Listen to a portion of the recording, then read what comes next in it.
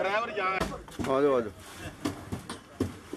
चलो एक काम करो, हम इस गाड़ी में बैठाते हैं।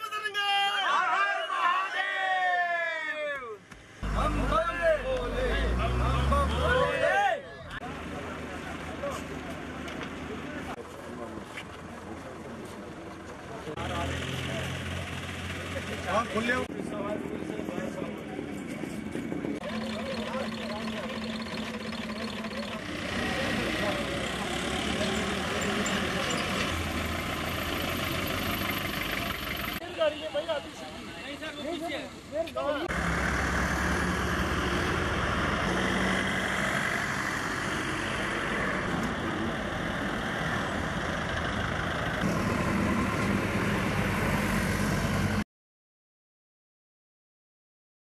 बहुत अच्छा लगा हमको यहाँ आके, और बहुत अच्छी सुविधा व्यवस्था मिली यहाँ रहने खाने की, और अच्छा बहुत लग रहा पहले से। बहुत अच्छा लग रहा है। मैं अपने आप को बहुत खुश महसूस कर रहा हूँ कि मैं अमरनाथ यात्रा के लिए जा रहा हूँ। सुविधा बहुत अच्छी है, यहाँ के आम नागरिक बहुत सपोर्ट किए हैं, यहाँ के सैनिक भी सपोर्ट कर रहे हैं। बहुत अच्छा लग रहा है। सुविधा बहुत अच्छी है, यहाँ की भंडारे की जो व्यवस्था है अति उत्तम है, बहुत अच्छी है, बहुत लोग सेवा करते हैं।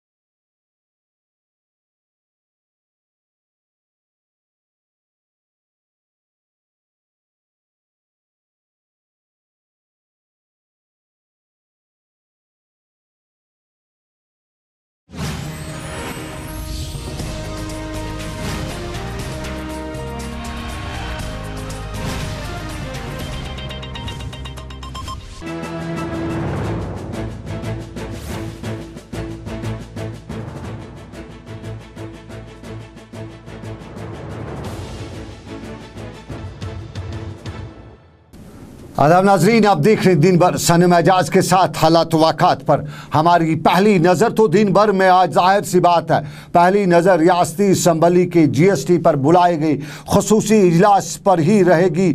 और इस इजलास के दौरान जो कुछ भी आज हुआ और जो कुछ भी होता रहेगा, हम दिन भर में आपको और उसके साथ साथ अपने दूसरे न्यूज़ बुलेटिन में इससे पूरी तरह बाखबर करते ही रहेंगे। लेकिन आज रियासती असम्बली का इजलास शुरू होने से पहले ही श्रीनगर के बाहर का कुछ सिविल सेक्रेटरीट के बाहर का कुछ यूं मंजर था कि ट्रैफिक जाम था। और ट्रैफिक जाम जाहिर सी वजह है, बताया यही जाता था कि सिविल सेक्रेटरीट में गाड़ियों का रश है और इसी वजह से शहर श्रीनगर के सिविल सेक्रेटरीट के बाहर एक ट्रैफिक जाम के मनाजिर भी थे और यहाँ आने जाने वाले रास्तों पर काफ़ी भीड़ भी लगी थी। लेकिन सिविल सेक्रेटरीट के बाहर असम्बली हाल के बाहर असम्बली का इजलास शुरू होने से पहले ही ताजरों का मुजाहरा था।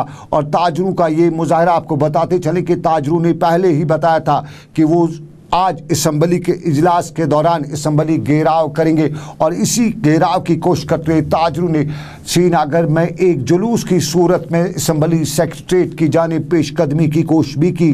ताहम सिविल सेक्रेटरीट श्रीनगर के बाहर पहले से ही तैनात पुलिस एहलकारों ने ताजरों को आगे जाने से रोका और यहाँ कई ताजरों को गिरफ्तार भी किया गया। हम आपको याद दिलाना चाहेंगे कि ताजरों ने पहले ही बताया है कि आज के दिन पर वो अपने दुकानों, अपने दफातर में काले झंडे लहराकर एहतजाज करेंगे। और उसके साथ साथ उन्होंने ये भी बताया था कि आज वो श्रीनगर के सिविल असम्बली सेक्रेटरीट का घेराव करेंगे। और उन्होंने ये भी बताया है कि मौजूदा हैयत में लागू कर रही रियासती सरकार की दफ़ा 101 जो GST का है उसको इस सूरत में लागू करने से रियासत की खुसूसी पोजीशन को बकौल उनके ख़तरा लाक है, इसलिए वो एहतजाज करेंगे। और उन्होंने ये भी बताया था कि वो इजाफी टैक्स देने को तैयार है, ताहम वो रियासत की खुसूसी पोजीशन पर आँच नहीं आने देंगे। और ये उन्होंने आज श्रीनगर के सिविल सेक्रेटरीट के बाहर मुजाहरा करके जता दिया।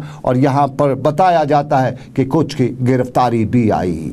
लेकिन दूसरा पहलू सिविल सेक्रेटरीट के असम्बली हाल के अंदर यानी लॉन्स का, और लॉन्स में सिविल असम्बली सेक्रेटरीट के दरवाजे के बाहर कल ही खदशा जाहिर किया जा रहा था कि आज मीडिया को अलो नहीं किया जाएगा।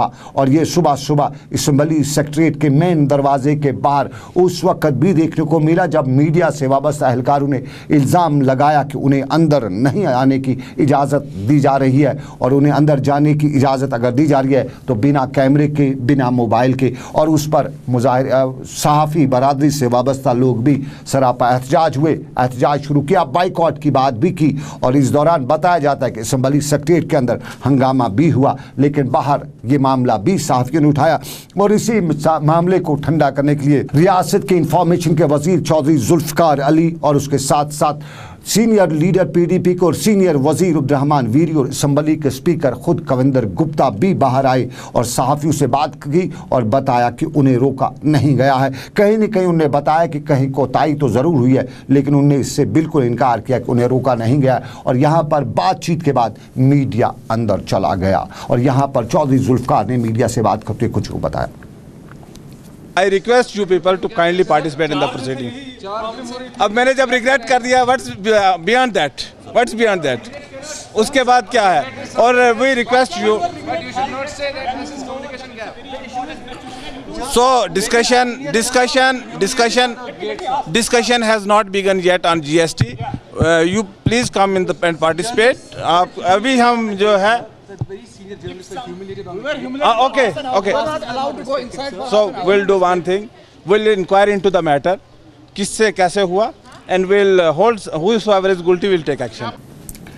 ये बाहर का मनाजिर ये बाहर थे। और उसके बाद जुल्फ़िकार चौधरी की मीडिया से बातचीत, उसके साथ साथ रियासती असम्बली के स्पीकर कविंदर गुप्ता की बातचीत और उसके साथ साथ अब्दुर्रहमान वीरी की भी बातचीत। मीडिया अंदर गया, लेकिन अंदर के मनाजिर भी कुछ यूं ही थे। ये वो मनाजिर थे जो कुछ हमारे मीडिया के जाने से पहले भी वहाँ पेश आए थे और उसके बाद भी पेश आए। और जो ही खसूसी इजलास शुरू हुआ तो रियासती ख़जाने के वज़ीर डॉक्टर हसीब राबू ने आईनी तरमीम 101 को लागू करने के लिए रेजोल्यूशन पेश किया, जिस पर हिज़्ब इख्तिलाफ के मेंबरान की जानिब से तनकीदी बहस का आगाज़ भी किया गया। सबका वज़ीर ख़जाना मोहम्मद शफ़ी ऊड़ी ने बताया कि इस तरह का रेजोल्यूशन लाकर उसे कानूनी शक्ल देकर लागू करने से रियासत की पोजीशन को नुकसान पहुंच सकता है। और उन्होंने बताया कि इस तरह की रेजोल्यूशन लाना आईनी इख्तियार से बाहर है। और यहाँ पर मेंबरान ने GST पर यह भी बताया कि एक मुल्क एक टैक्स का जो नारा लगाया जा रहा है, इससे रियासत की सूरत-ए-हाल, रियासत की खुद मुख्तारी और रियासत को जो स्पेशल स्टेटस मिला है उस पर एक कारी चोट करने की कोशिश है। और इस पर हंगामा और हंगामे के दौरान रियासती असम्बली के स्पीकर को कुछ वक्त के लिए मौखर भी असम्बली का इजलास करना पड़ा। और असम्बली का इजलास मौखर करने से पहले के मनाजिर कुछ यूँ थे।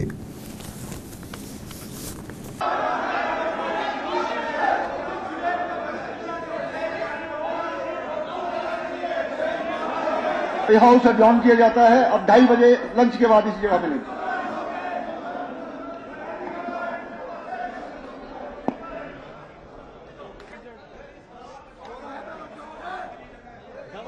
असम्बली का इजलास मौखर हुआ। मनाजिर कुछ इस तरह के थे, लेकिन इन्हीं मनाजिर के दौरान हमने नेशनल कॉन्फ्रेंस के सीनियर लीडर और साबका वज़ीर अली मोहम्मद सागर से पूछा कि GST को लागू करना है, अपोजिशन के पास क्या एजेंडा है, कैसे किया जा सकता है, मामला नई दिल्ली से है और अपोजिशन इस पर क्या कर रही है। तो उन्होंने कहा कि GST की आईनी तरमीम 101 के रोज़ से मन लागू करने से रियासत को नुकसान और खुसूसी पोजीशन को नुकसान पहुंचेगा। और उन्होंने ये भी बताया कि इस कानून को मन अमलाने का मतलब माली सतह पर अपने इख्तियारात दिल्ली को सौंपना है। अली मोहम्मद सागर का बयान। Amendment 101 is totally against the constitution of state, against the special status of the state, against the Article 370. So that is the main thing, basic thing जिसकी हम मुखालफत कर रहे हैं। जम्मू कश्मीर का जो स्पेशल स्टेटस है, ये 101 जो आर्टिकल आ रहा है, ये इसको किस तरह से इरोड करने की, जिस तरह आप इल्ज़ाम लगा रहे हैं, कहाँ से इरोड करेगा? एक्सक्लूसिव जो पावर्स हैं, रेजिडेंटरी पावर्स हैं, वो स्टेट के हैं। और ये जो लॉ है, ये जो टैक्स इम्पोजिंग लॉ है, ये रेजिडेंटरी पावर है हमारा, एक्सक्लूसिव लॉ है। इसमें आर्टिकल 3 आपको, आर्टिकल 5 में आपको ये अथॉरिटी है इस पर लेजिस्लेट करने का। आप अपनी पावर, अपनी फिजिकल ऑटोनॉमी सरेंडर कर रहे हो और आप कह रहे हो दिल्ली वालों को कि आप इस पर लॉ बनाओ और आप इसमें जो फ़ायदा उस लॉ का है रियासत को, वो आप शिफ्ट कर रहे हो।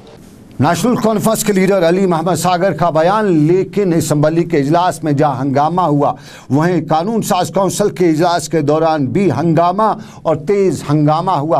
और इस हंगामे के दौरान यासिर ऋषि वर्सेस मामला शौकत गनाई था। नेशनल कॉन्फ्रेंस MLC शौकत अहमद गनाई और PDP MLC यासिर ऋषि, और दोनों के तेवर इतने तेज़ थे कि हालात मेज़ पलटी, कुर्सी उल्टी और उसके साथ साथ बोतल भी फेंकी। और ये मंजर था कि कौंसिल में हंगामा और ज़बरदस्त हंगामा, शोर शराबा। लेकिन असम्बली के इजलास के दौरान लोअर हाउस के लेके अपर हाउस तक हंगामा, और इस हंगामे के दौरान काउंसिल चेयरमैन को कार्रवाई तो मुअत्तल ही करना पड़ी। वहीं तामीरात आमा के वज़ीर और काबीना के तर्जमान नईम अख्तर इंद्राबी ने GST रेजोल्यूशन को काउंसिल में पेश करते हुए रियासत को हायल खसूसी इख्तियारात का तहफ़्फ़ुज़ करने का यकीन दिलाते हुए ऐवान से करारदाद को मंजूर करने में ताउन तलब किया। इससे पहले हिज़्ब इक़्तिदार और हिज़्ब इख्तिलाफ के मेंबरान के दरमियान तलख़ कलामी के कुछ ऐसे मनाज़िर देखने को मिले कि तौबा तौबा।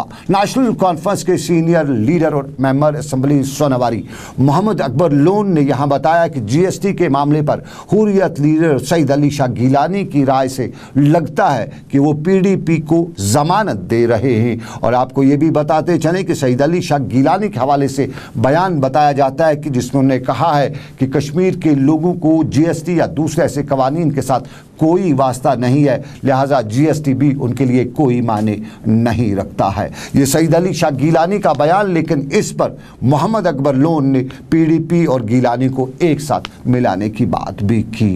इधर GST पर रियासती असम्बली में बहस मुबासा जारी था और इस बहस मुबासे के दौरान तकरार भी देखने को मिली, गर्म गुफ्तारी की भी देखने को मिली, जावेद वर्सेस दविंदर सिंह राणा भी देखने को मिली। और जहां असम्बली इजलास के दौरान मोहम्मद शफीउड़ी ने नेशनल कॉन्फ्रेंस की तरफ से वजाहत GST की करने की कोशिश की, वहीं हसीब द्राबू के साथ साथ एडवोकेट अब्दुल्ला खान और दूसरे कई मेंबरान ने सरकार का पक्ष रखने की कोशिश की। लेकिन यह हंगामा उस वक्त और तेज हुआ जब दविंदर सिंह राणा ने नेशनल कॉन्फ्रेंस की तरफ से GST पर अपना खद ख्याल बयान करते हुए बात तो की, लेकिन जावेद मुस्तफ़ा मीर और ने खड़ा होकर दविंदर सिंह राणा की तरफ इशारा करते हुए ये भी बताया कि दविंदर सिंह राणा और नेशनल कॉन्फ्रेंस के दूसरे बड़े लीडर अब्दुल रहीम राथर की ज़ाती कंपनियां GST के फॉर्म GST रजिस्ट्रेशन पहले ही दर्ज करा चुकी हैं। तो उन्होंने इल्ज़ाम आयद करते हुए तंज़ी अंदाज में जावेद मुस्तफ़ा मीर ने बताया कि नेशनल कॉन्फ्रेंस के लीडरान अगर दफ़ा 370 और GST पर बात करते हैं तो उन्हें GST की रजिस्ट्रेशन नहीं करानी चाहिए और इस पर हंगामा और ज़्यादा तेज हुआ।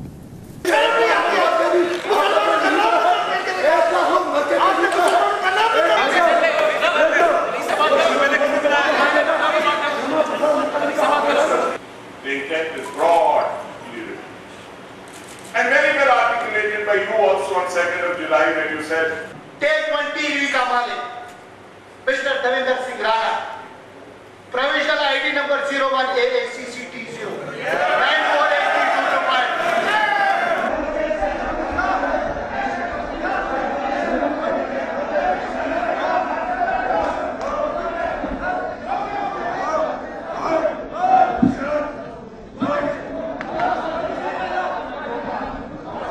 हाउस एडजॉर्न किया जाता है। अब 2:30 बजे लंच के बाद इस जगह मिलेंगे।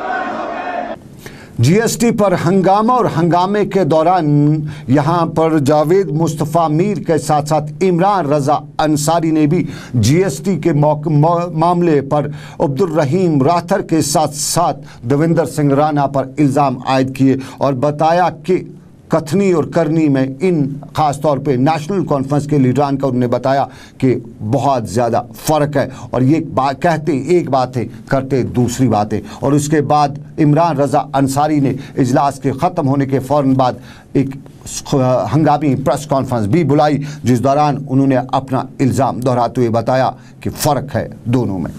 मैंने उनको कहा राणा साहब आप मुझे एक बार बताइए कि आपको नेशनल कॉन्फ्रेंस ने ऑथराइज़ किया है असेंबली में GST के बारे में बोलने के लिए, लेकिन मैं आपसे एक सवाल पूछना चाहता हूं कि राणा साहब आप एक बिजनेसमैन हैं, आपकी 3-4 कंपनीज़ हैं, चाहे वो टेक वन है, चाहे वो जैम कैश व्हीकल एड्स जम्मू है या जैम कैश व्हीकल एड्स उधमपुर या दिल्ली में है। मैंने कहा आपने तो GST रजिस्टर किया है। मैंने कहा कि ये क्यों आप डबल स्टैंडर्ड्स कर रहे हैं, क्या आप अपना आपका अलग है और पार्टी का अलग है। और he was given the mandate by the party to speak about the GST। तो हमारा ये कहना है कि ये नेशनल कॉन्फ्रेंस पूरी तरह से आवाम को गुमराह कर रही है। देख लीजिए इनके दो इम्पोर्टेंट लीडर्स हैं जो कि फाइनेंस जिनका सब्जेक्ट है, एक हमारे राथर साहब हैं अब्दुल रहीम राथर साहब और एक हमारे राणा साहब, क्योंकि शफीउड़ी साहब ने उनको इंट्रोड्यूस किया, कहा कि GST के बारे में हमारी पार्टी की तरफ से राणा साहब बोलेंगे। तो मैंने उनको कहा कि राणा साहब आपने 3 कंपनियों के नाम पर आपने ऑलरेडी GST में रजिस्टर किया है, आपको मैंने GST नंबर्स भी दिखाए कि आपने ऑलरेडी अपनी कंपनीज़ को इसके तहत रजिस्टर किया है। और राथर साहब ने थ्रू अपने साहबजादे के अपनी 2 कंपनी सिम्युला इलेक्ट्रिकल्स और सिमुला कोई सॉफ्टवेयर कंपनी है, उसके GST के नंबर्स ले लिए। मैंने कहा कि आप लोगों को क्यों धोखा दे रहे हैं। मियाँ नवाज शरीफ पाकिस्तान के वज़ीर-ए-आज़म हैं और मियाँ नवाज शरीफ के हवाले से खबर यही आ रही है कि 21 सितंबर को अक़वाम मुत्तहिदा की पाकिस्तान में होने वाली तकरीब पर बतौर मेहमान ख़ुसूसी मदऊ किए गए मियाँ नवाज शरीफ ने ये दावत रद्द कर दिया है। और मीडिया खबरों के मुताबिक मियाँ नवाज शरीफ ने अक़वाम मुत्तहिदा की तरफ से जम्मू कश्मीर में बकौल उनके इंसानी हकूक़ की खिलाफ वर्जियों पर रोक न लगाने में अपना असर सूख न निभाने के एहतजाज में ये दावत रद्द की है। और ख़बरों के मुताबिक बताया जाता है कि अमन को फ़रोग़ देने से मुतालिक 21 सितंबर को पाकिस्तान में अक़वाम मुत्तहिदा की जानिब से तकरीब हो रही थी, जिसमें मियाँ नवाज शरीफ को बतौर मेहमान ख़ुसूसी के रहने की दावत दी गई थी। ताहम उन्होंने कश्मीर मामले पर अक़वाम मुत्तहिदा की खामोशी के चलते हुए इस दावत को रद्द किया है। अक़वाम मुत्तहिदा का मामला पाकिस्तान से लेकर कश्मीर तक, लेकिन जम्मू कश्मीर में इंसानी हकूक़ के मामलों के साथ साथ दूसरे मामलात में आपको याद दिलाते चले कि बमनू पुलवामा में फ़ौज और मिलिटेंटों के दरमियान 24 घंटों से ज़्यादा वक्त तक जारी रहने वाली झड़प में फ़ौज ने आज और एक मिलिटेंट को हलाक करने का दावा किया है, जबकि झड़प के दौरान यहाँ 3 रिहायशी मकान भी ज़मीन बोस हुए हैं। फ़ौज और मिलिटेंटों के दरमियान इस झड़प में 7 फ़ौजी एहलकारों के ज़ख्मी होने की खबर भी है। आपको याद दिलाते चलें कि कल रात देर गए तक इस झड़प में हिजबुल मुजाहिदीन से वाबस्ता 2 मिलिटेंट मारे जा चुके थे, जबकि फ़ौज का कहना है कि आज झड़प में एक और मिलिटेंट मारा गया और कुल मिला के बताया गया कि झड़प अब ख़त्म हो चुकी है और यहाँ पर अब फ़ौज और फोर्सेज का सर्च ऑपरेशन जारी भी था। उधर बमनुआ पुलवामा में कैलर शुपियाँ के रहने वाले मिलिटेंट जुनैद अहमद खांडे की हलाकत के खिलाफ आज कैलर में एहतजाजी मुजाहरे भी हुए, जिस दौरान एहतजाज में शामिल मुजाहिरीन और फोर्सेस के दरमियान झड़पें भी हुई और यहाँ शामिल मुजाहिरीन ने फोर्स पर पथराव किया, जबकि फोर्स ने मुजाहिरीन को मुंतशिर करने के लिए आंसू गैस का इस्तेमाल भी किया। इसी दौरान इस झड़प में मारे गए मिलिटेंट जहांगीर अहमद का नमाज जनाजा आज उनके आबाई इलाके में अदा किया गया, जिसमें लोगों की कसीर तादाद ने शिरकत की और यहाँ नारेबाजी के बाद जहांगीर अहमद की मैयत को सुपुर्द खाक किया गया। उधर अजस की बात भी करें तो अजस बांडीपोरा में पड़ता है और अजस बांडीपोरा के वाज मोहल्ला में आज सुबह फौज ने अचानक मुहासरा भी किया और बताया जाता है कि यहाँ फौज को इत्तला मिली थी कि इलाके में मिलिटेंट मौजूद हैं। ताहम बताया जाता है कि यहाँ बाद में ये मुहासरा हटाया गया, लेकिन अजस बांडीपोरा के साथ साथ श्रीनगर बांडीपोरा शाहरा पर कई गाड़ियों की बारीक बीनी से फौज आज तलाशी भी ले रही थी। ये एक पहलू कश्मीर का, रियासत का, लेकिन आपको दूसरे पहलू पर हम नजर रखेंगे। वज़ीर-ए-आज़म नरेंद्र मोदी आज इसराइल के दौरे पर रवाना हुए। वज़ीर-ए-आज़म पानी, सेहत और एग्रीकल्चर के अलावा सीनियर सिक्योरिटी के मामला पर भी इसराइल का ताउन तलब करेंगे और बताया जाता है कि वज़ीर-ए-आज़म नरेंद्र मोदी इसराइल की वज़ीर-ए-आज़म बेंजामिन नेतन्याहू से मुलाकात भी करेंगे। और नेतन्याहू ने, जिस तरह आपको याद होगा, पहले ही बताया था कि वज़ीर-ए-आज़म नरेंद्र मोदी दुनिया के अहम तरीन वज़ीर-ए-आज़म में शुमार हैं और वज़ीर-ए-आज़म अब दुनिया के सबसे बड़े वज़ीर-ए-आज़म अब इसराइल जाकर वहाँ सिक्योरिटी मामलात पर इसराइल से मुआहदा भी तय करेंगे और ये एक बड़ी अचीवमेंट भी बताई जाती है। लेकिन श्रीनगर वापस चलते हैं हम। श्रीनगर में आज महकमे इत्तलात की तरफ से ऑडिटोरियम और कॉन्फ्रेंस हॉल का इफ्तार रियासती वज़ीर चौधरी जुल्फ़िकार अली और नईम अख्तर के हाथों हुआ, जहाँ महकमे इत्तलात के सेक्रेटरी और डायरेक्टर इंफॉर्मेशन के अलावा दूसरे कई लोग भी मौजूद रहे।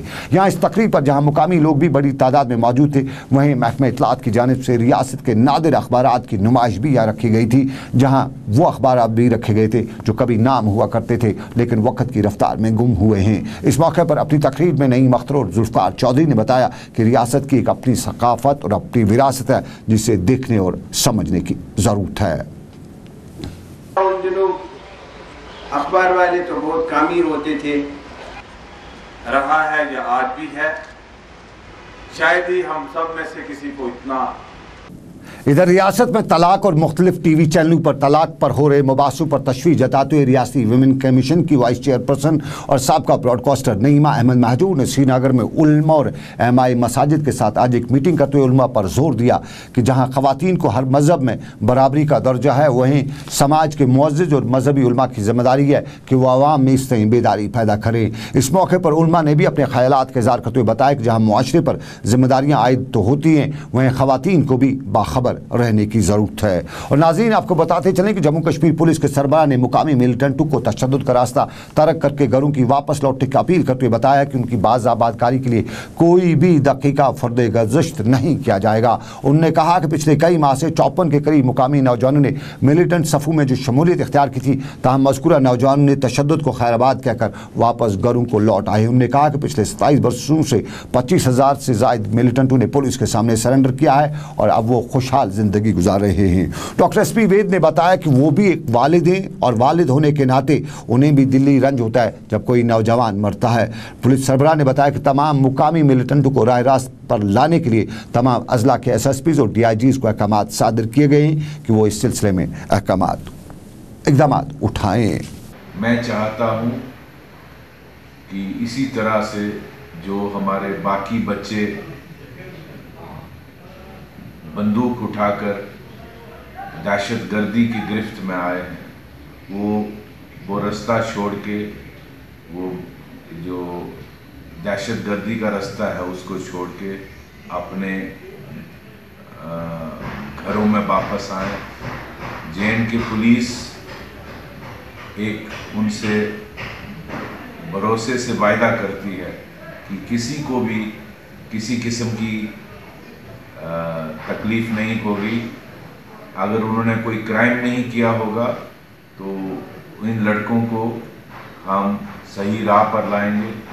रियासती पुलिस सरबराह का एक बयान और अपील, लेकिन इस अपील के साथ साथ हम पुलिस के हवाले से खबर वतरहल बडगाम से करेंगे। और वतरहल बडगाम के कुछ लोग आज हमारे न्यूज़ रूम आ रहे थे और बता रहे थे कि इंसाफ का तकाजे पुलिस पूरी नहीं करती है। मुकामी SHO पर इल्ज़ाम आयद करते हुए बताया गया कि मुकामी अवकाफ के दरख्त, अखरोट के दरख्त यहाँ SHO ने काटे और ज़ाती इस्तेमाल के लिए उन्हें घर ले गया। ये वो मामला जिस पर हम ने बात भी की और इसी मामले को लेकर हम बताते चले कि यहाँ अवकाफ के अखरोट के दरख्त को काटे जाने की खबर थी और इन दरख्तों की लकड़ी से बताया इल्ज़ाम यही लगाया गया कि ज़ाती इस्तेमाल के लिए फ़र्नीचर और दूसरी चीज़ें बनाकर इसको घर लिया गया। और ये मामला संगीन है क्योंकि बग़ैर इजाज़त, यूँ तो दरख्त काटने की इजाज़त नहीं है, लेकिन अगर कहीं ज़रूरत पड़ती है तो उसके लिए बाज़ाब्ता तौर इजाज़त ली जाती है। लेकिन यहाँ लोगों ने इल्ज़ाम आयद किया कि बग़ैर इजाज़त से ये दरख्त काटे गए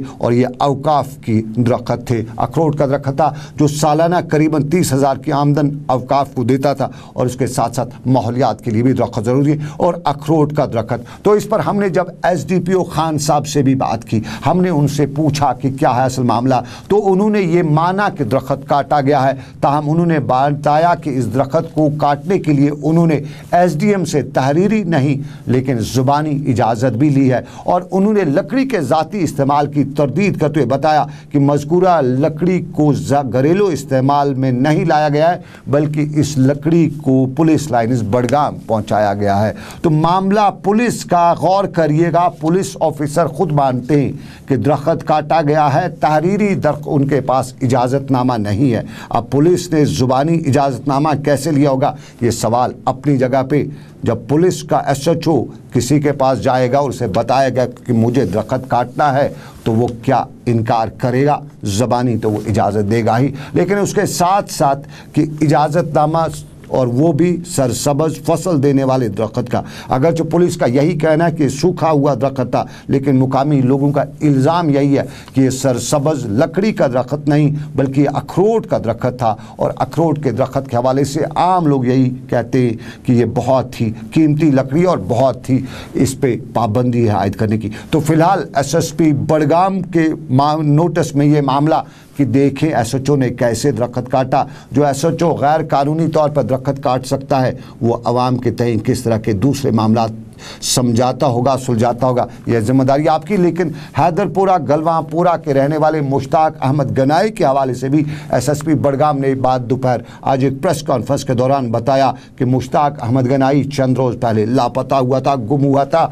और उसकी लाश आज बरामद की गई है और उनकी हलाकत हुई है। और इस हलाकत के पीछे पुलिस को इब्तदाई तहकीकात के दौरान यही मालूम हुआ है कि यह मामला पैसे का है और 3 गैर रियासती अफराद को गिरफ्तार भी किया गया है।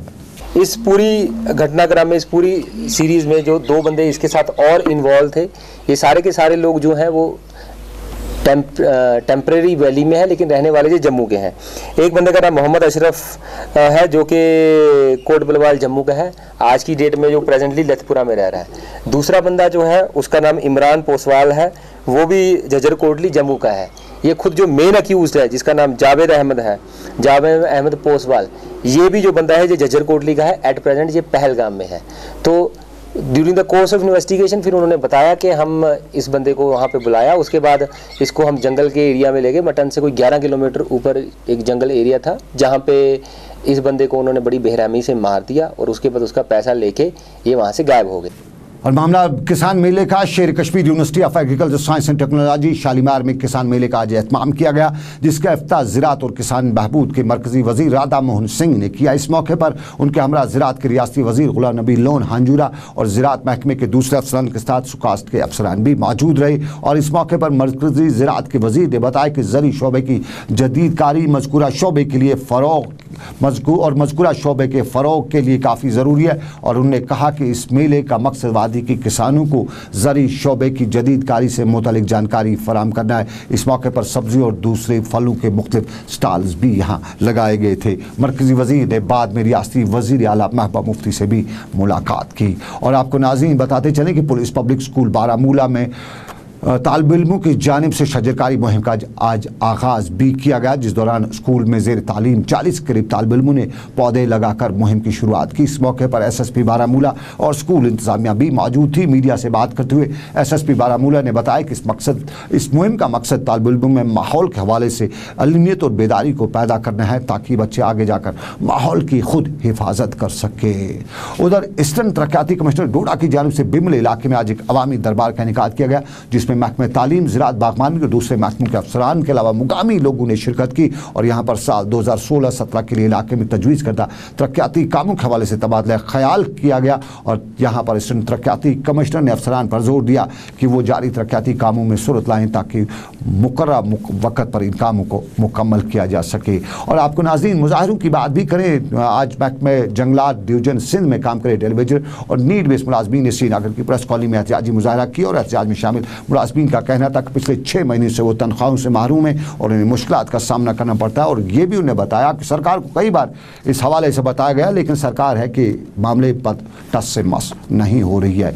इधर सेंट्रल बैंक बारामूला में काम कर रहे डेलवेजरों ने भी आज बैंक मैनेजर के खिलाफ एहतजाजी मुजाहरा किया और नारेबाजी करते हुए बताया कि पिछले 15 सालों से बैंक में काम कर रहे हैं, ताहम मज़कूरा बैंक मैनेजर की जानिब से असर रसूख रखने वाले कुछ लोगों को गैर कानूनी तरीके से तकर्री अमल में लाई जा रही है, जो बकौल उनके सरासर नाइंसाफ़ी है। उनका कहना यही था कि पहले हक उनका है। उधर मुख्तलिफ महकमों में काम करे रेलवेजरों के मुलाजमीन ने श्रीनगर की प्रेस कॉलोनी में अपनी मांगों को लेकर जो मुजाहरा किया, उसमें उन्होंने सेक्रेटरीट और लाल चौक की तरफ पेशकदमी करने की कोशिश भी की, ताहम पुलिस ने उनकी ये कोशिश नाकाम बना दी। और PHE महकमे में डिवीजन रामबन में काम करे डेलीवेजर्स ने आज बानिहाल एग्जीक्यूटिव इंजीनियर के खिलाफ एहतजाज किया, जिस दौरान एहतजाज में शामिल मुलाजमीन मांग कर रहे थे कि उनकी बंद पड़ी तनख्वाहों को वागुजार किया जाए, ताकि उनकी मुश्किलात दूर हो सके। और ज़िला तरक्याती कमिश्नर कुलगाम की सरबराही में कुलगाम में आज एक अवामी दरबार का इनेकाद किया गया, और जिसमें ज़िला अफसरा और कुलगाम के मुख्तलिफ इलाके से आए लोगों ने शिरकत की। और इस मौके पर दरबार में शामिल लोगों ने अपने अपने इलाके के मसाइल ज़िला तरक्याती कमिश्नर के सामने रखे, और ज़िला तरक्याती कमिश्नर तलत ने उन्हें यकीन दिलाया कि उनके मसाइल हल कराए जाएंगे।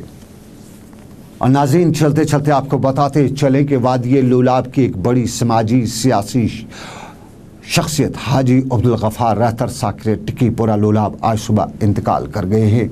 हाजी अब्दुल गफ़ार का घराना लोलाब की समाजी और सियासी शख्सियात में शामिल होता है, और उनकी समाजी खिदमात की वजह से हाजी अब्दुल गफ़ार रहतर इलाके की मकबूल शख्सियात में माने जाते थे। रियासती वज़ीर एडवोकेट अब्दुल्ला खान, रियासती वज़ीर सजाद गनी लोन, नेशनल कॉन्फ्रेंस लीडर नासिर असलम वानी और दूसरे कई सियासी और समाजी शख्सियात ने उनके इंतकाल पर गहरे दुख का इजहार किया है और लवाकीन के साथ ताज़ियत की है।